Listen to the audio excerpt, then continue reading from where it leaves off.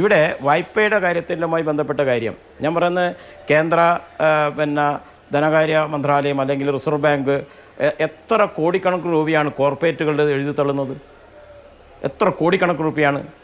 അത് ഇവിടെ ഒരു ചെറിയ ദുരന്തമുണ്ടായാൽ അതിൽ എഴുതി തള്ളുന്നതിന് എന്താ അത്ര വലിയ വിഷയം? പ്രിയപ്പെട്ട നമ്മുടെ പ്രധാനമന്ത്രി വയനാട് ദുരന്ത പ്രദേശങ്ങൾ വന്ന് സന്ദർശിച്ചു.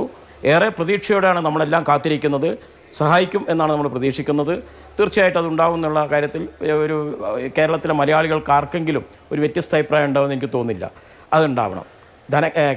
കേന്ദ്ര ധനകാര്യ സ്ഥാപനങ്ങൾ അല്ലെങ്കിൽ ദേശീയവൽകൃത ബാങ്കുകൾ പലപ്പോഴും കേരളത്തോട് കാണിച്ചിരിക്കുന്നൊരു നിലപാട് ഞാൻ പറയാം. അവർ ഇവിടെ എന്നുള്ള നിക്ഷേപ തുക അനുസരിച്ച് തിരിച്ച് ജനങ്ങൾക്ക് കൊടുക്കുന്നില്ല എന്നുള്ള വലിയ ആക്ഷേപമാണ്. കേരള ബാങ്കിന് അങ്ങനെ ചെയ്യാമെങ്കിൽ, അത് സഹകരണ സ്ഥാപനമാണ്, കേരള ബാങ്കിന് അങ്ങനെ ചെയ്യാമെങ്കിൽ ധനകാര്യ സ്ഥാപനങ്ങൾക്ക് എന്തുകൊണ്ട് ചെയ്തുകൂടാ എന്ന് നമ്മൾ ഉറക്കെ ചിന്തിക്കണം. അവർ ചെയ്തില്ലെങ്കിൽ നേരത്തെ ബാങ്കിൻ്റെ പ്രതിനിധി പറഞ്ഞ പോലെ നമുക്ക് എന്താണ് ചെയ്യാൻ കഴിയുക തുടങ്ങിയ കാര്യങ്ങൾ നമുക്ക് ആലോചിക്കാം. അതിനൊന്നും എനിക്ക് തർക്കമില്ല. പിന്നീട് ഈ ആളുകൾ ആരും വിട്ടുപോകാൻ വേണ്ടി പാടില്ല. പുത്തുമലയിൽ ഞങ്ങളെടുത്തൊരു അനുഭവം എന്താ വെച്ചാൽ എനിക്കറിയാം. അന്ന് ഞാൻ MLA കൂടിയായിരുന്നു.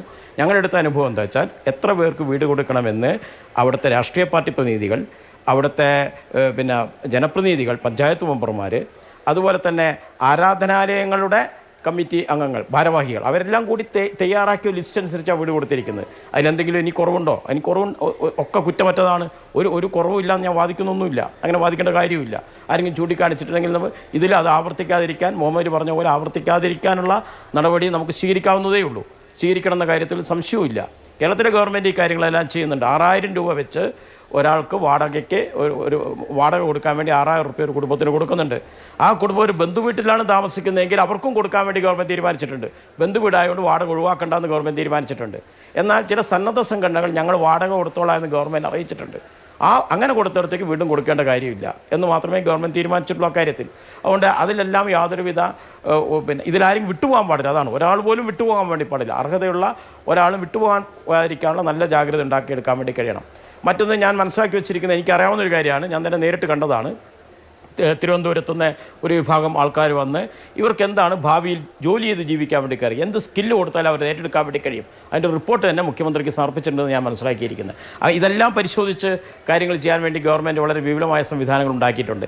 വിദ്യാഭ്യാസവുമായി ബന്ധപ്പെട്ട് വെള്ളാർമല ഹയർ സെക്കൻഡറി സ്കൂളും മുണ്ടക്കൈ LP സ്കൂളും താൽക്കാലികമായി മേപ്പാടിയിലേക്ക് ഷിഫ്റ്റ് ചെയ്യുന്നുണ്ട്. സ്കൂളുകൾ അടച്ചുപൂട്ടുകയല്ല ചെയ്യുന്നത്, മേപ്പാടി സ്കൂളിൽ കൊണ്ടുപോയി കുട്ടികളെ ചേർത്തല്ല ചെയ്യുന്നത്. അവിടുത്തെ വിദ്യാർത്ഥികളെയും അധ്യാപകരെയും Vellarmala higher secondary school at Meppadi എന്ന് പറഞ്ഞുകൊണ്ട് ആ സംവിധാനങ്ങൾ പൂർണ്ണമായും നിലനിർത്തുന്നതിനാണ് ഗവൺമെൻറ് ആലോചിച്ചുകൊണ്ടിരിക്കുന്നത്. 2 സ്കൂളുകൾ അങ്ങനെ നിലനിർത്താൻ വേണ്ടി അതിൻ്റെ കാര്യങ്ങളെല്ലാം മുന്നോട്ട് പോയിക്കൊണ്ടിരിക്കുന്നുണ്ട്. ആ അടിസ്ഥാനത്തിൽ എല്ലാ കാര്യങ്ങളിലും ഒരു കുറവുണ്ടാകാതിരിക്കാനുള്ള നല്ല ഇടപെടലാണ് ചെയ്തുകൊണ്ടിരിക്കുന്നത്. അങ്ങ് നേരത്തെ പറഞ്ഞു കേരള ബാങ്കിന് സാധിക്കുമെങ്കിൽ ഉറപ്പായിട്ടും നാഷണലൈസ്ഡ് ബാങ്കുകൾക്ക് സാധിക്കണമെന്നുള്ളത്. ഇതിന്റെ രണ്ടിന്റെയും പരിധിയിൽ വരാത്ത ധനകാര്യ സ്ഥാപനങ്ങളുണ്ട്. നമുക്കറിയാവുന്നതാണ്. ബാങ്ക് ലോൺ കൊടുത്തിരിക്കുന്ന ധനകാര്യ സ്ഥാപനങ്ങൾ, അതായത് വാഹനത്തിന് ലോൺ കൊടുത്തിരിക്കുന്നവർ, ഭൂമിക്ക് ലോൺ കൊടുത്തിരിക്കുന്നവർ, കെട്ടിടങ്ങൾക്ക് ലോൺ കൊടുത്തിരിക്കുന്നവർ, ബിസിനസ് സംരംഭങ്ങൾക്ക് ലോൺ കൊടുത്തിരിക്കുന്നവർ, ഇങ്ങനെ പ്രൈവറ്റ് ധനകാര്യ സ്ഥാപനങ്ങൾ ഏറെയുണ്ട്. അതും അക്കൗണ്ടുമായിട്ട് ലിങ്ക് ചെയ്തിരിക്കുന്നത് തന്നെയാണ്. അതിലേക്ക് വരുന്ന പണത്തിന്റെയും ഗതി ഇതുതന്നെ ആയിരിക്കും. അത് നിയന്ത്രിക്കാൻ നാളത്തെ യോഗത്തിൽ കഴിയില്ല. അതിന് സർക്കാർ മുന്നിൽ കണ്ടിരിക്കുന്ന വഴി എന്താണ്? അത് സ്വകാര്യ ധനകാര്യ സ്ഥാപനങ്ങളുമായി ബന്ധപ്പെട്ട കാര്യങ്ങളാണ്. തീർച്ചയായിട്ടും സർക്കാരിൻ്റെ ശ്രദ്ധയപ്പെടുത്തിക്കൊണ്ട് ഏത് അളവ് വരെ ഇടപെടാൻ വേണ്ടി കഴിയും. ഇനി അവർ ഇടപെടുന്നില്ലെങ്കിൽ സർക്കാരിന് എന്ത് ചെയ്യാൻ കഴിയും? കാര്യങ്ങൾ നമുക്ക് ഇടപെടാവുന്ന കാര്യങ്ങൾ മാത്രമേ ഉള്ളൂ. ഏതായാലും സർക്കാരിൻ്റെ ശ്രദ്ധയിൽ ആ കാര്യങ്ങൾ നമുക്ക് കൊണ്ടുവരാൻ വേണ്ടി ശ്രമിക്കും. ഇങ്ങനെ ഒരു ജനാധിപത്യ സമൂഹത്തിനകത്ത് ഇങ്ങനെ വരുന്ന ചർച്ചകളെല്ലാം വളരെ വളരെ പ്രധാനപ്പെട്ടതാണ്. വിമർശനങ്ങളെയെല്ലാം നമ്മൾ നല്ല രീതിയിൽ അങ്ങ് സ്വാഗതം ചെയ്താൽ മതി. വിമർശനങ്ങളുടെ അസഹിഷ്ണുത കാണിക്കാതിരുന്ന വെച്ചാൽ മതി. ആ വിമർശനങ്ങൾ അവരുടെ അനുഭവത്തിൽ നിന്ന് ഉയർന്നു വരുന്നതാണ്. അതുകൊണ്ട് ആ കാര്യങ്ങളെല്ലാം നമുക്ക് എടുക്കാൻ വേണ്ടി കഴിയും. ഇവിടെ പറഞ്ഞിരിക്കുന്ന കാര്യങ്ങളും നമുക്ക് അങ്ങനെ തന്നെ ചെയ്യാൻ കഴിയും എന്നാണ് എനിക്ക് തോന്നുന്നത്. തീർച്ചയായിട്ടും ഇവിടെയുള്ള വയനാട്ടിൽ ജീവിക്കുന്ന ഒരു ആളെന്ന നിലയ്ക്ക് തീർച്ചയായിട്ടും ഇത്തരം കാര്യങ്ങളെല്ലാം ഗവൺമെൻറ് ശ്രദ്ധയിൽ വളരെ ഗൗരവമായിട്ട് തന്നെ കൊണ്ടുപോയി ചില കാര്യങ്ങളെല്ലാം ഞങ്ങൾ കൊണ്ടുവന്നിട്ടുണ്ട്. ഒരു കാര്യവും വിട്ടുപോയിട്ടില്ല എന്ന് നമുക്കാർക്കും പറയാൻ വേണ്ടി കഴിയില്ല. അതുകൊണ്ട് ഇത്തരം കാര്യങ്ങൾ കൂടെ ഗവൺമെൻറ് ശ്രദ്ധയെ കൊടുത്തുകൊണ്ടുകൊണ്ട് എങ്ങനെയാണ് നമുക്ക് ഈ കാര്യങ്ങൾ ഇടപെടാൻ വേണ്ടി കഴിയുക, എങ്ങനെയാണ് മനുഷ്യരെ സഹായിക്കാൻ വേണ്ടി കഴിയുക, ഈ കാര്യങ്ങളാണ് ആലോചിക്കാൻ വേണ്ടി കഴിയുക. ശ്രീ ആദികേശവൻ അങ്ങയോട് എന്തോ ചോദിക്കാനുണ്ട്. അദ്ദേഹം തുടർച്ചയായി അവസരം തേടുന്നുണ്ട്. അല്ല, അതായത് എഴുതിത്തള്ളലിൻ്റെ കാര്യം നമ്മുടെ ചർച്ചയുടെ വിഷയമല്ലാത്തതുകൊണ്ട് ഈ എഴുതിത്തള്ളൽ ശരിക്കും ബാങ്കുകൾ മറ്റുള്ള വായ്പകൾക്കും കോർപ്പറേറ്റുകളുടെ വായ്പകൾക്കും എഴുതിത്തള്ളൽ എന്ന് പറയുമ്പോൾ ആ വായ്പ നിരാകരിക്കുന്നില്ല. ഇത് പാർലമെൻറ്റിൽ താങ്കൾക്ക് പിന്നീട് നോക്കാം. അതായത് അറിവിലേക്ക് അൺസ്റ്റാർട്ട് ക്വസ്റ്റ്യൻ നമ്പർ 190 ലോക്സഭയുടെ അപ്പോൾ പറയുന്നത് ബാങ്കുകൾ ചെയ്യുന്നത് അത് ലൈവായിട്ടുള്ള അക്കൗണ്ടിൽ നിന്നും ഓഫ് ബാലൻസ് ഷീറ്റിൽ നിന്നും പുറത്തേക്ക് എടുക്കുന്നു എന്നുള്ളതാണ് ഈ എഴുതിത്തള്ളൽ കൊണ്ട് ഉദ്ദേശിക്കുന്നത്.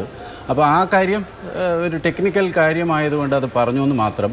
ഇനി താങ്കൾ പറഞ്ഞതിൻ്റെ സ്പിരിറ്റ് ഉൾക്കൊണ്ടുകൊണ്ട് അതുകൊണ്ടാണ് ഞാൻ പറഞ്ഞത് ഈ വായ്പ എഴുതിത്തള്ളാനായിട്ടുള്ള ഒരു വ്യവസ്ഥ ഇന്ത്യയിൽ ഇന്നില്ല. അതിൻ്റെ ഉദാഹരണമാണ് ഈ അൺസ്റ്റാർഡ് ക്വസ്റ്റ്യൻ പാർലമെൻറ്റിൽ സർക്കാർ തന്നെ സമർപ്പിച്ചത്. പിന്നെ ഇവരുടെ സെറ്റിൽമെൻറ്റിന് വേണ്ടി നമുക്ക് ചെയ്യാൻ പറ്റുന്നത് ഇതിനി കിട്ടാക്കടമാക്കുക.